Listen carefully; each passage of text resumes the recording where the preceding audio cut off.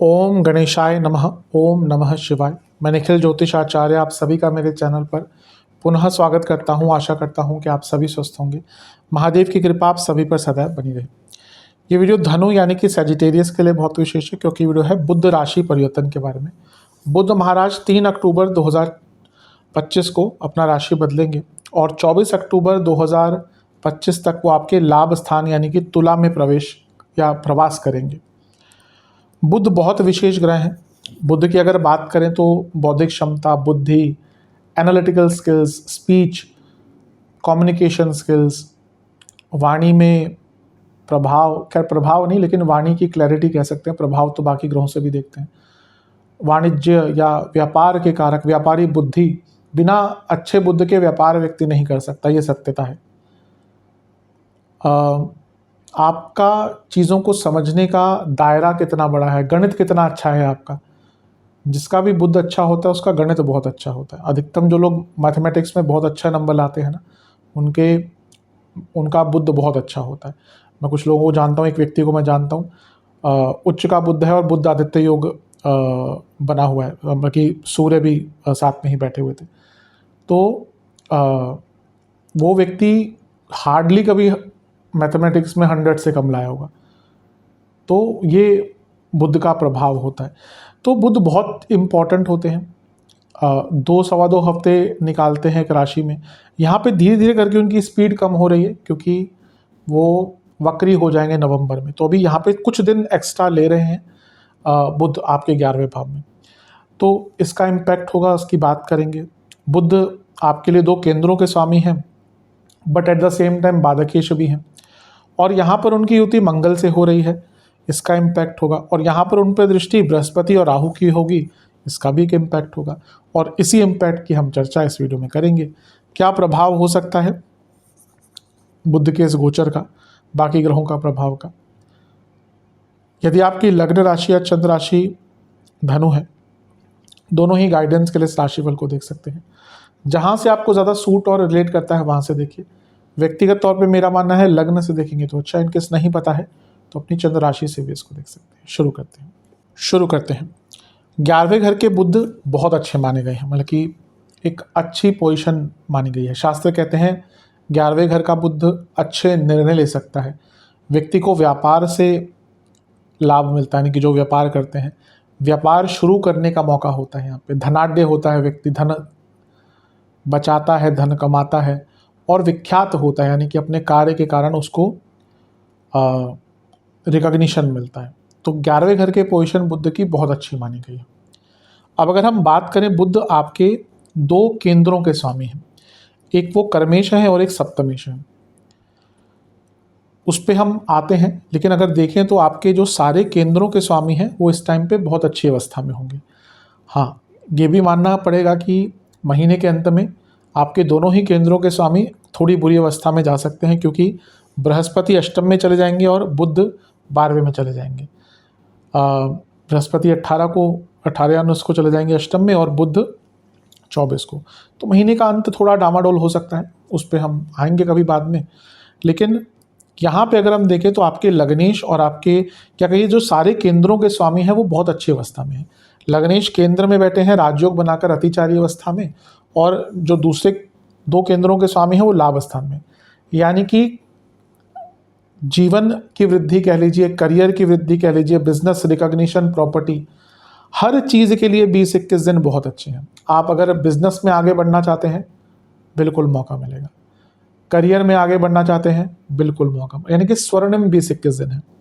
आप अगर अपने जीवन में कुछ बड़ा करना चाहते हैं बहुत अच्छा मौका है। और चौथे घर के अगर आप देखें तो जो आपके जो चौथे घर के स्वामी हैं यानी कि बुध बृहस्पति जो लग्नेश भी हैं, वो यहाँ से बुध को देख रहे हैं। और बुध क्या है, वो खुद लाभ स्थान में बैठे हैं, यानी कि जो प्रॉपर्टी का भाव होता है, और मंगल के साथ बैठे हुए हैं, यानी कि आप प्रॉपर्टी भी लेना चाहते हैं तो उसके लिए भी बहुत अच्छा समय है। तो भौतिक दृष्टिकोण से, आर्थिक दृष्टिकोण से स्वर्णिम 20-21 दिन का समय है। हाँ, बुध आपके बाधकेश हैं तो अपना वो रोल भी निभाएंगे ही, थोड़ी सी कसर छोड़ जाएंगे। भाई प्रॉपर्टी लेनी है, आप सोच रहे थे कि 50 लाख में मिल जाए, अच्छी मिलेगी, लेकिन 55 खर्च करना पड़ गया, तो उन्हें थोड़ी सी कसर, क्योंकि वो बाधकेश भी हैं। तो वो तो निभाएंगे ही। लेकिन कई जगहों पर, अब करियर की अगर स्पेसिफिकली बात करें, 10वें घर के स्वामी लाभ स्थान में है और आपके लक्ष्मी स्थान के स्वामी के साथ हैं, यानी कि करियर में वृद्धि, धन की वृद्धि होकर ही रहेगी। और सप्तमेश जो है वो भी लाभ स्थान में है और फिर से सप्तम से लाभ स्थान के स्वामी के साथ लग्न से लाभ में बैठे हुए हैं।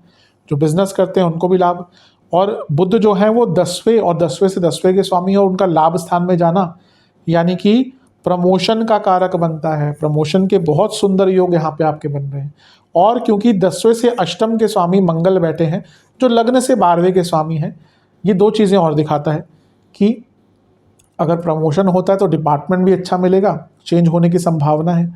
और अगर आप जॉब चेंज करने का प्रयास कर रहे थे तो यहाँ पे जॉब चेंज करने का भी स्वर्णिम अवसर यहाँ पर आपको प्राप्त होगा। तो ये जो जोड़ी है यहाँ पर, यहाँ भी तो हमने बुध की ही बात करी है, बहुत अच्छा प्रभाव दिखा रही है। अब मंगल क्या है? प्रॉपर्टी के कारक, और भी कई चीज़ों के कारक हैं, लेकिन जब लाभ स्थान में खुद बैठे हैं तो वो प्रॉपर्टी खरीदने के कारक बन ही जाते हैं। यहाँ पे जब उनके साथ दो केंद्रों के स्वामी आ गए और प्रॉपर्टी के भाव के स्वामी की दृष्टि है तो प्रॉपर्टी खरीदने के लिए अच्छा टाइम है।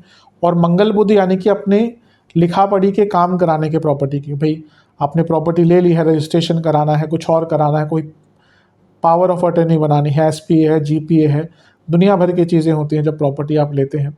विल बनानी है या कुछ और करना है, प्रॉपर्टी रजिस्ट्री पे नहीं है तो जैसे मैंने कहा पावर ऑफ अटर्नी पे लेनी है, कुछ और करना है, नेम चेंज कराना है, टाइटल चेंज कराना है, CLU, जो भी दुनिया भर की चीज़ें होती हैं प्रॉपर्टी में, उन सब के लिए जो कर जो चीज़ से डील कर रहे होंगे उनको पता होगा सब क्या होता है, CLU क्या होता है, दुनिया भर की चीज़ें, जैसा मैंने कहा। तो अपने पेपर वर्क, अपने डॉक्यूमेंट वाले काम कराने के लिए, लिखा पढ़ी के काम कराने के लिए प्रॉपर्टी से संबंधित बहुत अच्छा टाइम है। कुछ भी अटक रहा था यहाँ पे वो कार्य आपके पूर्ण हो सकते हैं, तो ये बहुत विशेष है। इसके साथ ही अगर हम यहाँ पे देखें, जब बुध और मंगल होते हैं तो स्पेशली बुध जब होते हैं तो व्यक्ति को रिकॉग्निशन मिलता है अपने काम के लिए। और वैसे भी बुध 11वें घर में है, कार्य क्षेत्र में है, तो आपको अपने कार्य के कारण, कर्मठता के कारण कोई बहुत बड़ा नाम पहचान आपकी यहाँ पर बन सकती है। तो मंगल और बुध का यहाँ पे आना बहुत श्रेष्ठ है। मंगल पंचमेश है और बुध स्टूडेंट्स के कारक हैं, तो दोनों ही चीज़ें स्टूडेंट से रिलेटेड है, तो यहाँ पे स्टूडेंट्स को भी बहुत लाभ मिलेगा। और इवन जो रिलेशनशिप में है, क्योंकि पंचम से पंचम में, पंचम से तीसरे यानी कि लग्न से सप्तम यानी कि विवाह के स्वामी के साथ बैठे हैं। अब जो लोग रिलेशनशिप में हैं और रिलेशनशिप से विवाह की तरफ बढ़ने के इच्छुक हैं, उनके लिए जो समय है बहुत अच्छा, यानी कि आप अपने जीवन को, यानी कि रिलेशनशिप को विवाह की तरफ लेकर जा सकते हैं। वो बातचीत स्टार्ट करने के लिए बहुत अच्छा मौका है। स्टूडेंट्स के लिए भी बहुत अच्छा है। जहाँ तक वैवाहिक जीवन की बात है, यहाँ पर मैं कहूँगा बहुत बुरा नहीं है, क्योंकि सप्तमेश लाभ स्थान में आ गए तो जो दिक्कतें चल रही थी ना, थोड़े झगड़े होंगे क्योंकि मंगल के साथ है, लेकिन जो दिक्कतें चल रही थी ना उससे निकलने का मौका आपको प्राप्त होगा। तो ओवरऑल ये जो बुध का गोचर है आपके लिए कई जगह पर बहुत अच्छा रिजल्ट दे रहा है। इस रिजल्ट को और स्वर्णिम क्या बना रहा है? बृहस्पति यानी कि लग्नेश और राहु की दृष्टि, और ये लाभ स्थान में।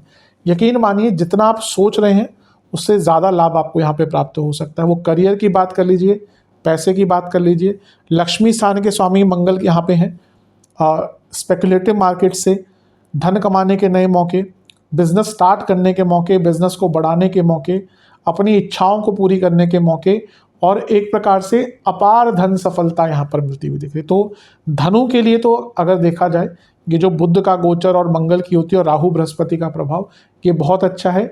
ये ऑर्डिनरी समय नहीं है, ये मल्टीप्लाई करने का समय है।